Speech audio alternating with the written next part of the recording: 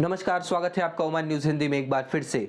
Oman में जिस तरह से कोविड-19 के दैनिक मामलों में लगातार वृद्धि देखी जा रही है, इससे चिंतित होकर के सुप्रीम कमेटी ने एक नया आदेश जारी कर दिया है। ओमान में जितने भी होटल इस समय संचालित हैं या फिर जो रेस्टोरेंट हैं, वो कोविड के एहतियात उपायों का पालन करते हैं या नहीं कर रहे हैं, इसके लिए एक पावर दिया गया है ओमान के टूरिज्म मिनिस्ट्री को, जो कि पूरे होटलों का और रेस्टोरेंट को एक स्कैन करेगा। वहां पे अपने जो अधिकारियों को भेजेगा, वो अधिकारी सुनिश्चित करेंगे कि कोविड-19 के प्रोटोकॉल का पालन किया जा रहा है या नहीं। मस्कट में एक होटल को जुर्माना लगाया गया है जिन्होंने सोशल डिस्टेंसिंग से संबंधित जो नियमों का उल्लंघन किया था, और ऐसे होटलों को जो नियमों का उल्लंघन कर रहे हैं उसको तुरंत सीज कर दिया जा रहा है, बंद कर दिया जा रहा है। पर्यटन मंत्रालय ने सभी होटलों एवं पर्यटन प्रतिष्ठानों को चेतावनी जारी करते हुए कहा है कि कोविड-19 के प्रसार को रोकने के लिए जो भी गाइडलाइन है, जो भी प्रोटोकॉल है, उसको पालन करना बहुत ही आवश्यक है, और जो भी होटल, जो भी प्रतिष्ठान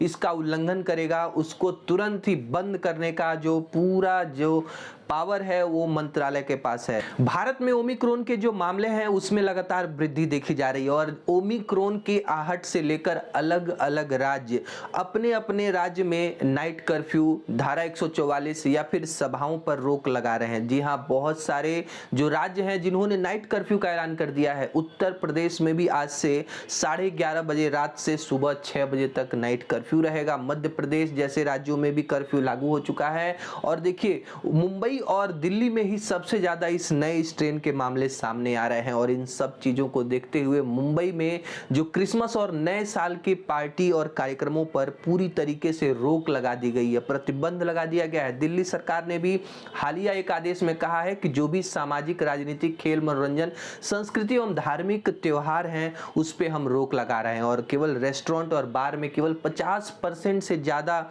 जो लोग हैं वो नहीं जा सकते हैं। 50% से कम ही क्षमता के लोगों को एंट्री दी जाएगी, ताकि इस नए स्ट्रेन को कंट्रोल में किया जा सके। भारत के प्रधानमंत्री नरेंद्र मोदी ने एक जानकारी देते हुए कहा है कि अब कोविड-19 की जो बूस्टर खुराक है वो भारत में लगनी शुरू हो जाएगी। जो भी व्यक्ति 60 साल से अधिक उम्र के होंगे या फिर किसी गंभीर बीमारी से पीड़ित होंगे, ऐसे व्यक्तियों को बूस्टर खुराक लगाई जाएगी। साथ में जो फ्रंट लाइन वर्कर हैं इनको भी बूस्टर खुराक लगाई जाएगी। स्वास्थ्य कर्मियों को, जो भी हॉस्पिटल में काम करते हैं, सभी कर्मचारियों को बूस्टर खुराक लगाई जाएगी। साथ में 15 वर्ष से अधिक आयु के जो बच्चे हैं उनको भी वैक्सीन की जो खुराक है देनी शुरू कर दी जाएगी भारत में 3 जनवरी से। भारत में अब तक 17 राज्यों में कोविड-19 का संक्रमण पाया गया है। यदि राज्यवार बात करें तो महाराष्ट्र में 108 मामले, दिल्ली में 79, गुजरात में 43, तेलंगाना में 38, केरला में 37, तमिलनाडु में 34, कर्नाटका 31,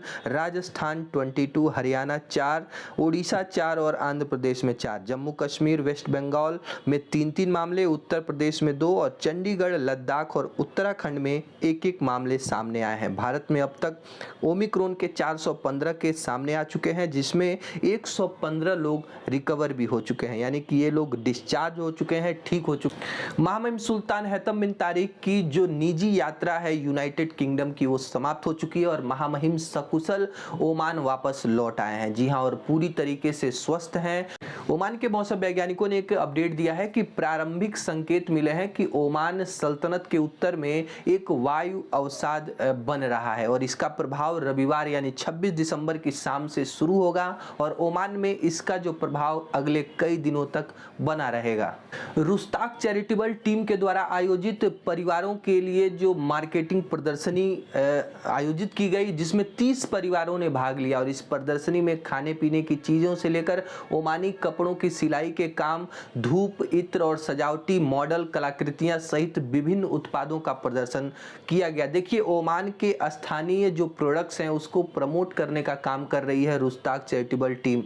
इस समय ओमान में सभी के मन में एक प्रश्न बहुत ज्यादा चिंता का विषय बना हुआ है कि क्या कोविड के बढ़ते मामलों को देखकर ओमान में फिर से लॉकडाउन किया जा सकता है? क्या कर्फ्यू एक बार फिर से लौट आएगा? क्या ओमान की सीमाओं को सुप्रीम कमेटी एक बार फिर बंद कर देगी? तो इसका सीधा सीधा जवाब है कि यदि संक्रमण की संख्या बढ़ती है तो सुप्रीम कमेटी के पास कोई और चारा नहीं बचेगा। हालांकि सरकार ये नहीं चाहती है कि सीमाओं को बंद किया जाए, क्योंकि पिछले पिछले 2 वर्षों में जिस तरह से लॉकडाउन हुआ है, जिस तरह से कर्फ्यू लगा है, उससे तो ओमान की अर्थव्यवस्था पूरी तरीके से